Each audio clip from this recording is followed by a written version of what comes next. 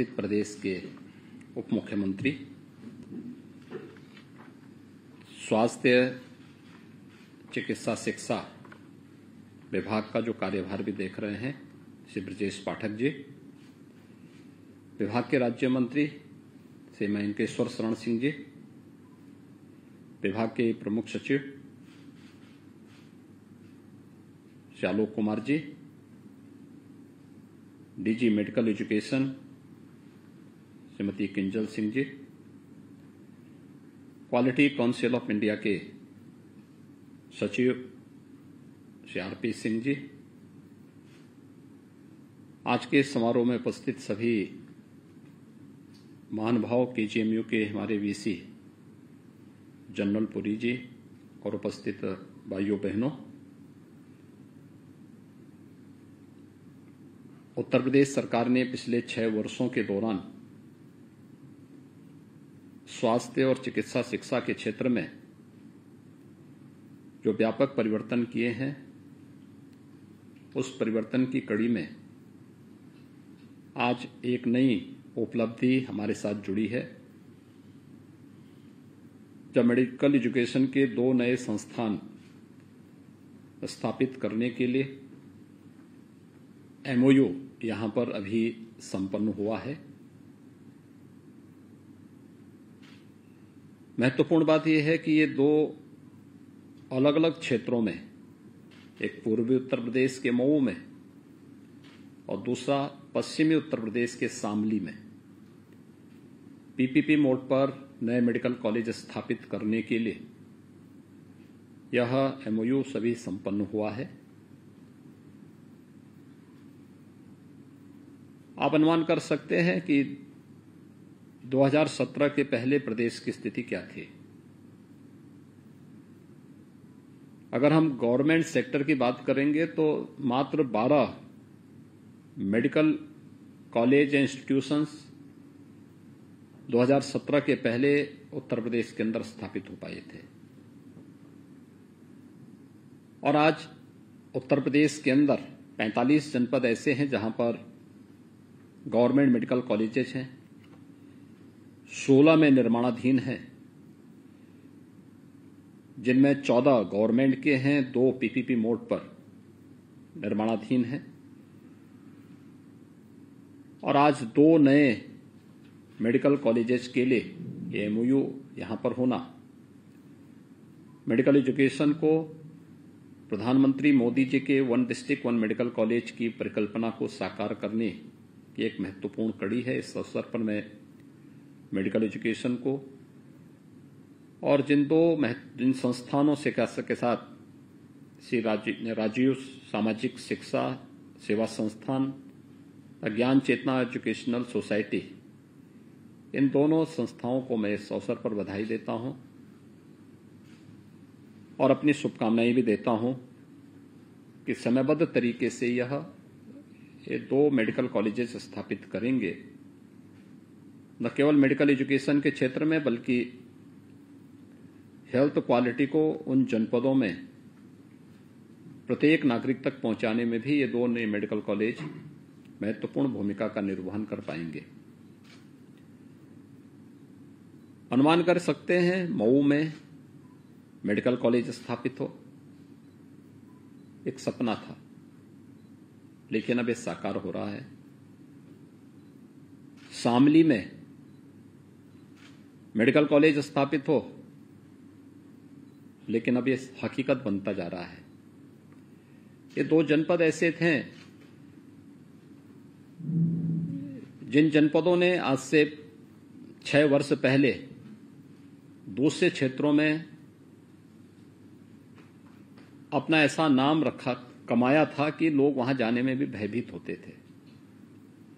मऊ का नाम होता था तो माफिया के नाम पे लोग भयभीत होते थे, शामली का नाम आता था तो पलायन के नाम पे लोग कांपते थे। लेकिन अब वहां मेडिकल एजुकेशन के नए संस्थान स्थापित हो रहे हैं, ये एक उपलब्धि है और मैं इस अवसर पर हृदय से इन दोनों संस्थानों को आगे आने के लिए अभिनंदन करता हूं।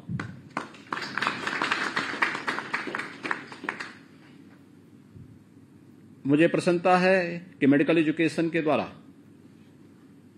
नर्सिंग और पैरामेडिकल के क्षेत्र में क्वालिटी की दृष्टि से क्वालिटी एजुकेशन भी हो,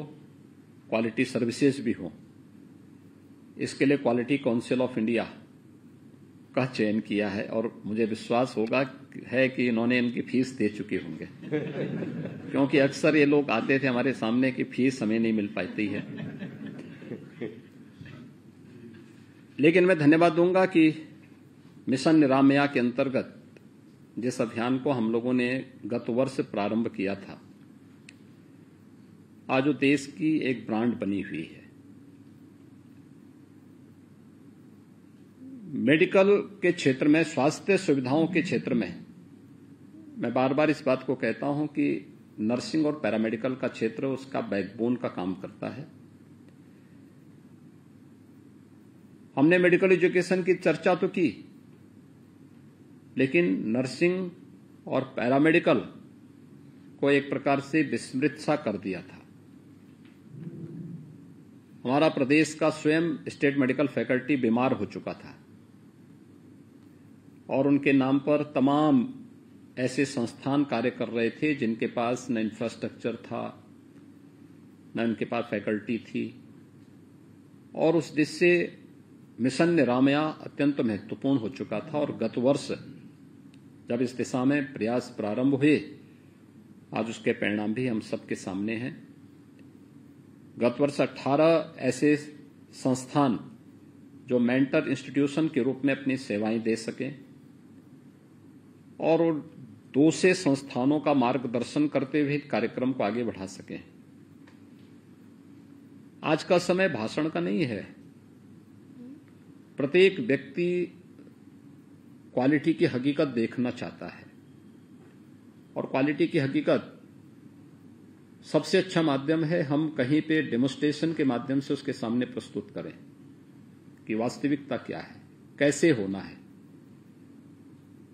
भाषण देने के लिए तो होते हैं, मंचों में बड़े बड़े भाषण दिए जाते हैं, चलने के लिए सड़क नहीं, लेकिन लोग मंगल तक की यात्रा करवा देते हैं। उन स्थितियों में अच्छा है कि हम पहले जमीनी हकीकत को ठीक कर लें, और ये एक जमीनी हकीकत थी कि 12 संस्थान नर्सिंग और पैरामेडिकल के क्षेत्र में उन्होंने जो कार्य किया है वह अन्य संस्थानों को ले जाके दिखाएं और फिर वहां पर उनका भी मार्गदर्शन करें जिससे वे आगे बढ़ सके। और इसके लिए क्वालिटी काउंसिल ऑफ इंडिया ने प्रदेश भर के सभी नर्सिंग और पैरामेडिकल के संस्थानों को एक रेटिंग उनकी तय की। अब प्रदेश के अंदर नर्सिंग और पैरामेडिकल के क्षेत्र में जो भी हमारे युवा साथी अपने कैरियर को आगे बढ़ाना चाहेंगे, उनके लिए एक अवसर होगा कि इनमें से किसी भी एक संस्थान को चयन करके वे अपने कैरियर को आगे बढ़ाने में इन संस्थानों का सहयोग ले सकते हैं। दूसरा जो महत्वपूर्ण होगा वह ये कि 12 संस्थानों के साथ साथ मेंटर मेंटी संस्थान के जो कार्यक्रम आगे बढ़ रहे हैं, इस अभियान के अंतर्गत 8 नए संस्थानों को आज चयन करके उन्हें भी प्रमाण पत्र दिया जा रहा है कि वे भी इस मिशन निरामया के अभियान के साथ जुड़ करके कार्य करेंगे। आज का अवसर हमारे लिए अत्यंत महत्वपूर्ण है। 25 करोड़ की आबादी के लिए बेहतरीन स्वास्थ्य सुविधा के लिए हमें अच्छे चिकित्सक भी चाहिए, अच्छे नर्सिंग और पैरामेडिकल के स्टाफ भी चाहिए, और इसमें से किसी को भी नजरअंदाज करके हम हेल्थ क्वालिटी की बात कर ही नहीं सकते। उसको नजरअंदाज करके हेल्थ क्वालिटी की बात करना अपने आप में बेमानी होगी। लेकिन अब ये एक सकारात्मक दिशा में आगे बढ़ा है। मुझे पूरा विश्वास है कि हम लोग इस दिशा में और भी अच्छे प्रयास को आगे बढ़ा सकेंगे। स्टेट मेडिकल फैकल्टी में भी अब पूरी प्रक्रिया को ऑनलाइन करने की जो कवायद बहुत दिनों से चल रही थी, वो लगभग पूरी पूर्णता की ओर बढ़ रहा है। एक अच्छा प्रयास है और मुझे पूरा विश्वास है कि आने वाले समय में हम स्टेट मेडिकल फैकल्टी के पूरी कायाकल्प को भी एक समयबद्ध तरीके से आगे बढ़ा पाएंगे। हमारा पूरा फोकस होना चाहिए कि मेडिकल कॉलेज हो या हॉस्पिटल, नर्सिंग कॉलेज हो या पैरामेडिकल का, अगर किसी ने मानक पूरे किए हैं तो बिना भेदभाव के उन्हें समय पे मान्यता मिले, प्रवेश की प्रक्रिया के साथ वे समय पे जुड़े, शासन की सुविधाओं का लाभ उन्हें प्राप्त हो। इस सभी सुविधाएं उन्हें ऑनलाइन और सेल्फ सर्टिफिकेशन के माध्यम से सुविधाएं प्राप्त होनी चाहिए। लेकिन अगर कोई मानक को पूरा नहीं करता है, उसके पास इंफ्रास्ट्रक्चर नहीं है, उसके पास फैकल्टी नहीं है, लैब्स नहीं है, या फिर उसके पास अपनी लाइब्रेरी नहीं है, या उस अन्य तमाम वह मानकों को पूरा नहीं करता है, तो हमें उसमें धीरे धीरे कटौती करते हुए ऐसे संस्थानों को अपने उससे बाहर करना होगा, क्योंकि हम किसी युवा के साथ खिलवाड़ नहीं कर सकते और हमें किसी को भी उन युवाओं के साथ खिलवाड़ करने की छूट नहीं देनी चाहिए। और एक अच्छा प्रयास हुआ है। मुझे पूरा विश्वास है कि मेडिकल एजुकेशन के साथ साथ नर्सिंग, पैरामेडिकल या अन्य क्षेत्रों में भी हम लोग और भी अच्छा प्रदर्शन करते हुए देश के अग्रणी संस्थानों को उत्तर प्रदेश से देने में सफल होंगे। एक बार फिर से आज यहां पर पीपीपी मोड पर गत वर्ष हम लोगों ने महाराजगंज और संभल में नए मेडिकल कॉलेज स्थापित करने की प्रक्रिया को आगे बढ़ाया था। आज पीपीपी मोड पर मऊ और शामली में नए मेडिकल कॉलेज स्थापित होने जा रहे हैं। इसके साथ साथ 8 नए मेंटर इंस्टीट्यूशंस को यहां पे प्रमाण पत्र भी उपलब्ध कराए गए हैं, जो अन्य संस्थानों के लिए एक मानक का काम करेंगे। इस अवसर पर मैं मेडिकल कॉलेज के लिए एमओयू यहां पर साइन करने वाले संस्थानों को एक बार फिर से बधाई देता हूं, जिन्होंने मेंटर इंस्टीट्यूशन के रूप में जिन्हें आज यहां पर मान्यता दी गई है, वे भी शासन की इस मान्यता के अनुरूप अपने आप को साबित करेंगे। इस विश्वास के साथ मैं आप सबके प्रति अपनी शुभकामनाएं देता हूं।